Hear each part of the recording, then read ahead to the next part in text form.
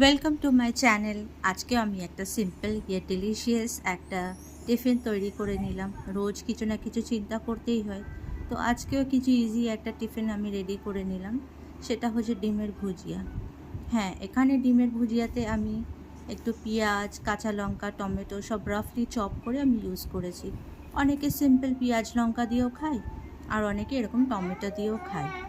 তো আমি প্রেফার করি যে টমেটো, পেঁয়াজ, কাঁচা লঙ্কা সব একসাথে দিয়ে খুব ভালো লাগে। আর তার সাথে একটু গরম গরম রুটি, সেটা তো আরও ভালো লাগে। তো আজকে আমি ডিমের ভুজিয়া আর সাথে রুটি, আটার রুটি আমি রেডি করে নিয়েছিলাম টিফিনের জন্য।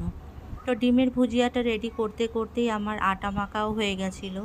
আর আমি রুটি সব এরকম একসাথে বেলে নিই, তারপরে সেটা আমার জন্য খুব ইজি হয়। তো সেটা আমি এখানে করে নিয়েছি। আর হ্যাঁ, গরম গরম রুটি বানিয়ে তার উপরে একটু ঘি লাগিয়ে দিয়েছিলাম, বিকজ আমার হাজব্যান্ড ঘি রুটি খেতে খুবই ভালোবাসে। ঘিয়ের রুটি, ঘিয়ের পরোটা এগুলো খেতে খুব ভালোবাসে। সেই জন্যই ওকে একটু রুটি বানিয়ে দিয়েছিলাম, আর রুটির মধ্যে একটু ঘি লাগিয়ে ব্যাস। আর রুটির মধ্যে যখন ঘি লাগানো হয় সেই রুটিটা অনেকক্ষণ অবধি সফটও থাকে, তো সেই পারপাসেও আরও লাগানো। সিম্পল প্লাস খুব জলদিও এটা বানিয়ে নেওয়া যায়।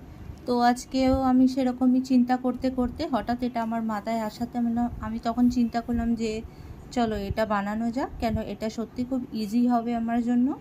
সিম্পল অ্যান্ড ইজি, সেটাই তো আমরা সবসময় চাই না। কাজকর্ম করতে করতে তার মধ্যে টিফিন বানানো হয়, তো সেই টিফিনটা যখন আমরা কিছু ইজিভাবে চিন্তা করতে পারি যে কোনো একটা টিফিন যেটা একটু ইজি হবে বানানো, সেটা আমাদের জন্য অনেক ভালো হয়। আমাদের অনেক টাইম ম্যানেজমেন্টও হয়ে যায়, সেখানে টাইমটাও বেঁচে যায়, সেই জায়গায় অন্য কাজও আমরা করে নিতে পারি।